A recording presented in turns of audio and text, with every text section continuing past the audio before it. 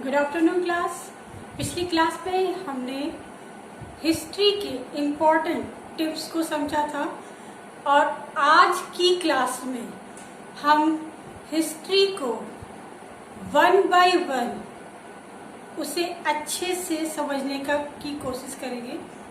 अब पहली चीज, आज हम हिस्ट्री की ओपनिंग करेंगे, हिस्ट्री टॉपिक की। तो सबसे पहले हमें जानना है कि व्हाट इज हिस्ट्री, ये कहाँ से आई, ये नाम किसने दिया है, इसके जन्मदाता कौन थे, इसका अर्थ क्या होता है और विभिन्न लेखकों के अनुसार इसे किस प्रकार से परिभाषित किया गया है। विद्यमान जो भी हमारे पश्चिमी जगत के हैं, जो हमारे राष्ट्रवादी लेखक हैं, उनके अनुसार हिस्ट्री को किस प्रकार से परिभाषित किया, उनकी क्या विचारधाराएं थी, इसको आज हम ब्रीफ में समझेंगे और साथ ही साथ जो भी निष्कर्ष निकला उससे भी आज की क्लास में हम समझेंगे। तो सबसे पहले हिस्ट्री शब्द का प्रयोग सबसे पहले किसने किया था? तो यूनानी लेखक हेरोडोटस ने हमारे हिस्ट्री शब्द का सर्वप्रथम प्रयोग किया था और वर्तमान प्रणाली कोई कार्य हुआ उसके मूल में कौन सा कारण था, इस आधार पर संबंधित करते हुए हिस्ट्री को आज पढ़ा जाता है, जिसकी उद्भव हमारे जर्मनी में हुआ। अब बात करते हैं व्हाट इज द हिस्ट्री।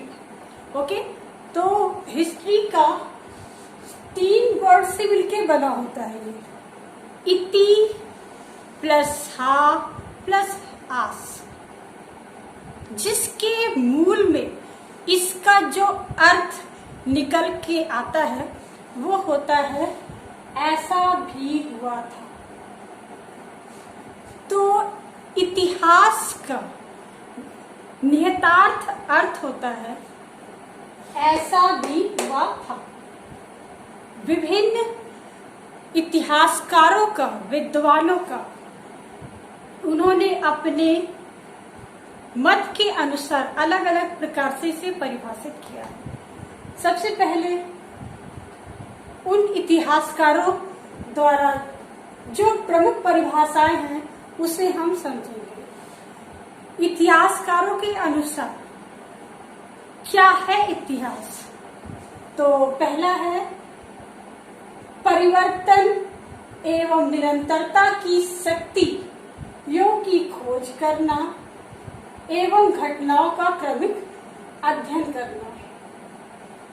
कहने का तात्पर्य है कि प्राचीन काल से अब तक जो परिवर्तन निरंतर होते जा रहे हैं उसके मूल में कौन सी शक्तियां समाहित थी, किन शक्तियों के कारण यह परिवर्तन हुए और इनमें एक निरंतरता बनी रही, जिसके कारण प्राचीन काल से मध्यकाल, मध्यकाल से हमारा आधुनिक काल आया।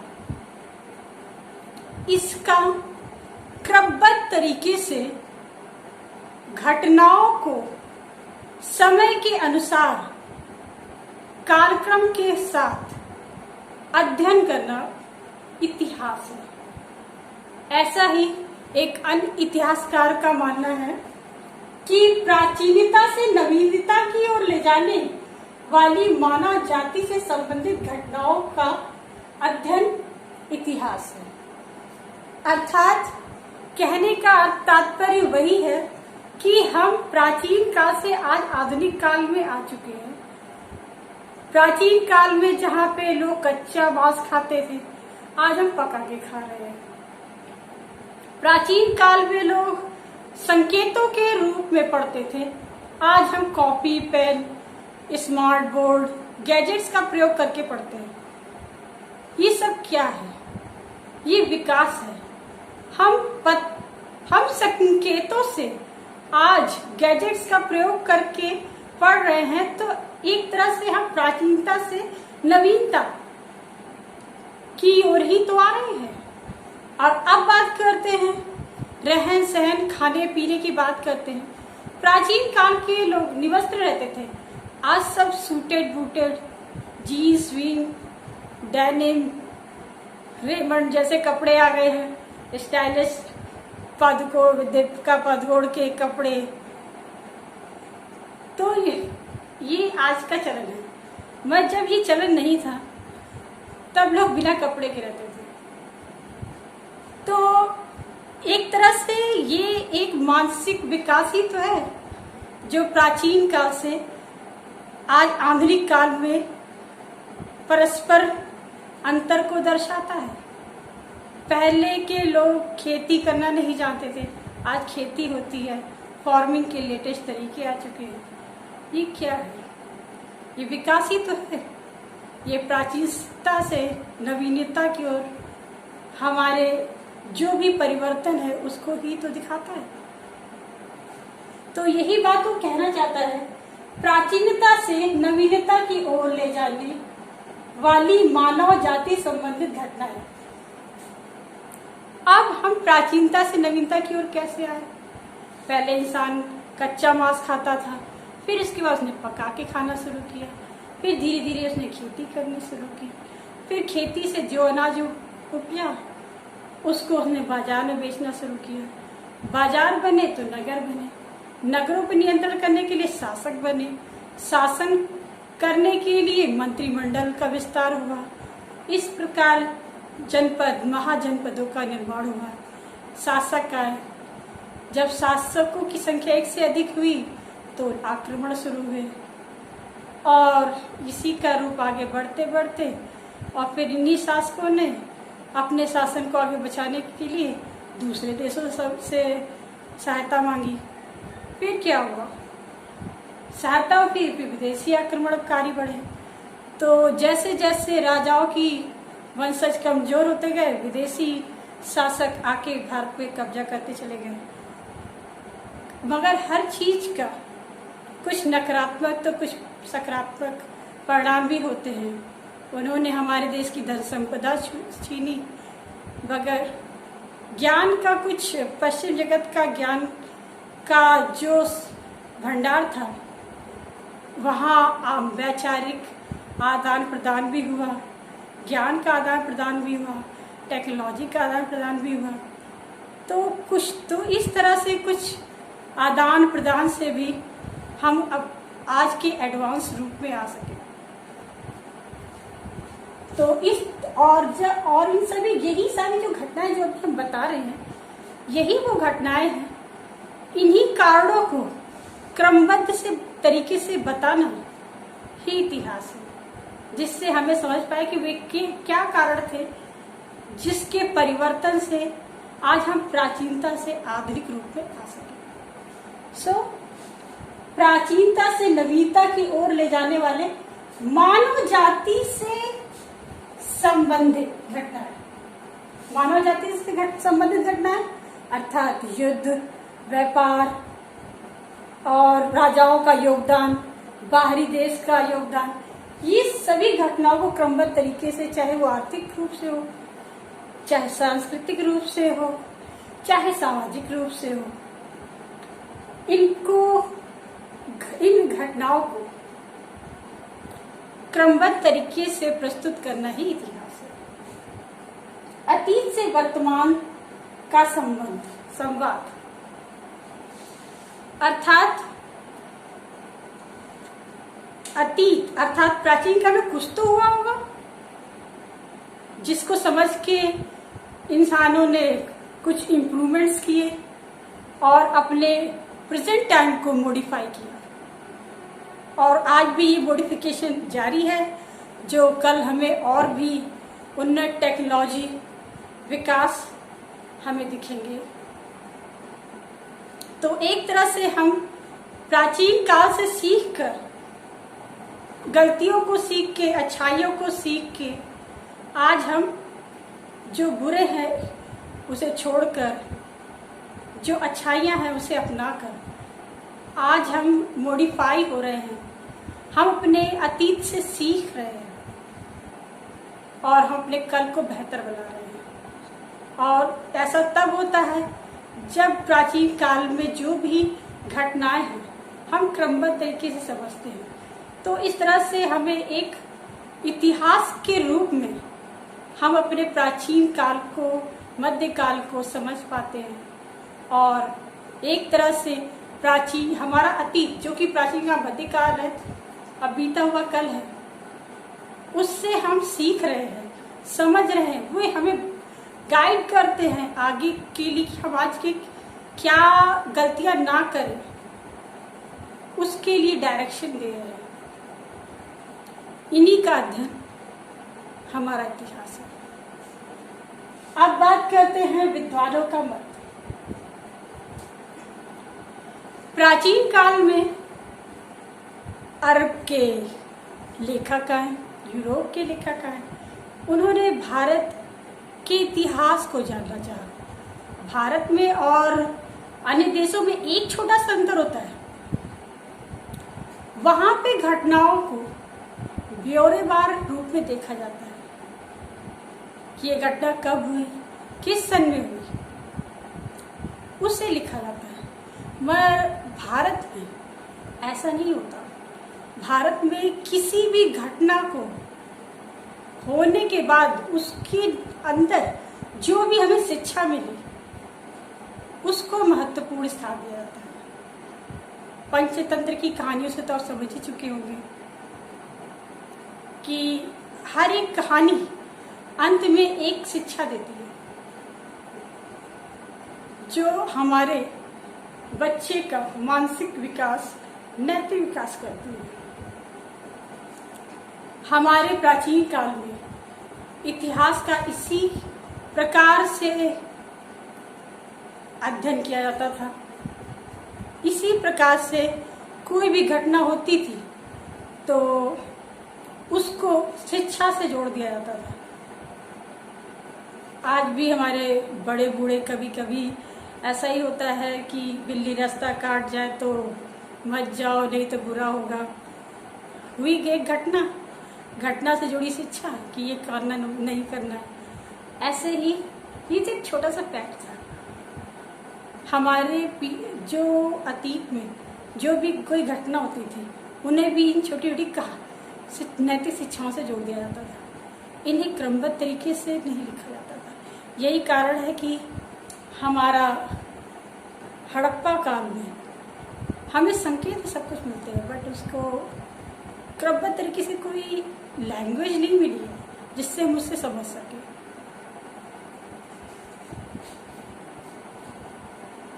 जो अरबी इतिहासकार है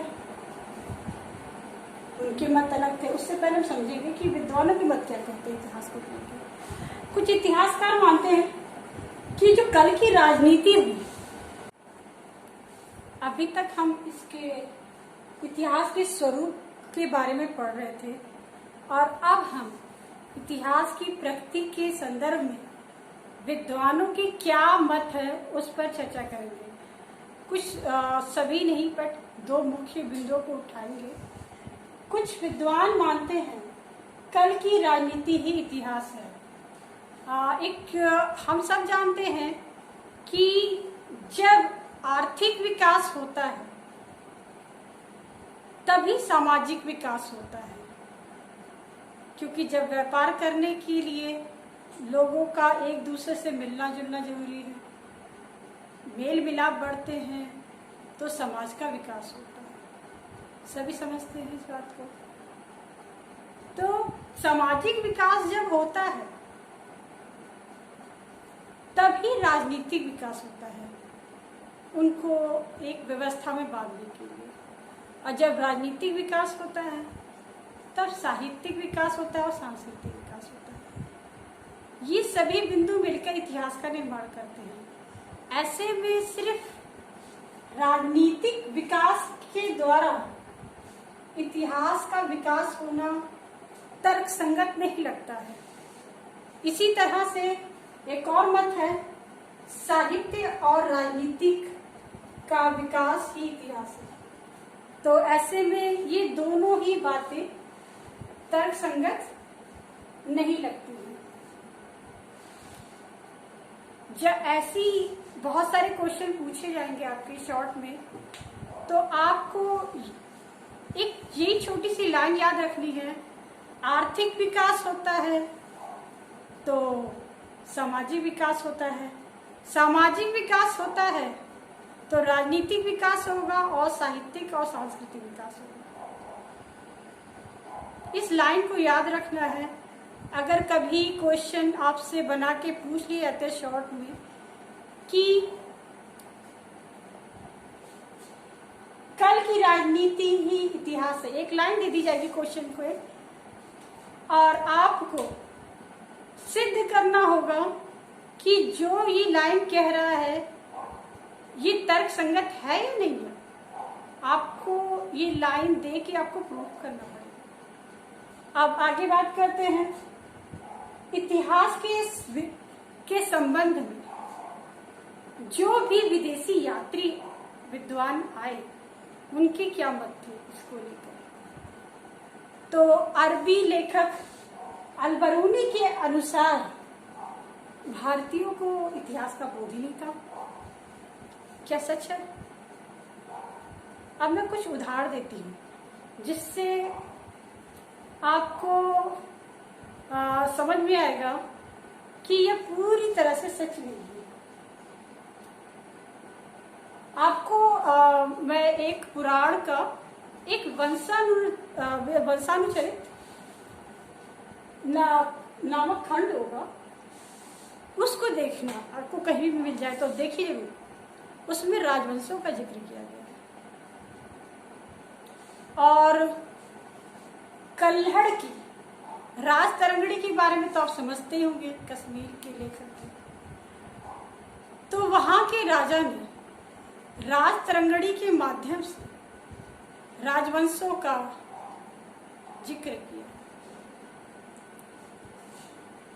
तो और साथ ही साथ 7वीं शताब्दी में हेंगसांग ने बताया है कि उस समय के राजा प्रत्येक प्रांत में अधिकारियों की नियुक्ति करते थे जो घटनाओं का विवरण रखते थे। इन सब बातों से आप समझ चुके होंगे क्या ये अल-बरूनी का ये स्टेटमेंट सही है। आप खुद डिसाइड करें क्या सही है, नहीं। तो इस तरह से हमें उदाहरण के माध्यम से, किताबों के माध्यम से अपनी बात को सिद्ध कर सकते हैं कि अल-बरूनी की कहे हुए ये शब्द पूर्णतः सच नहीं है। परंतु इस बात से भी नहीं मुकरा जा सकता है कि हमारे देश का एक बहुत बड़ा समय इतिहास को क्रमबद्ध तरीके से ना लिखने की वजह से आज भी विश्व जगत हमारे इतिहास से पूर्णतः अनभिज्ञ है। कारण वही, जो भी घटना है उससे प्राप्त शिक्षा महत्वपूर्ण है, उसे कभी क्रमबद्ध तरीके से प्रेजेंट ही नहीं किया गया। जब वैचारिक विकास हुआ, राजवंश आए, लेखक इतिहासकार उन्होंने रखे। जब उन्होंने राजवंशों के बारे में, राजाओं के बारे में लिखना शुरू किया, तब आर्थिक, सामाजिक, सांस्कृतिक पहलुओं का विकास हुआ।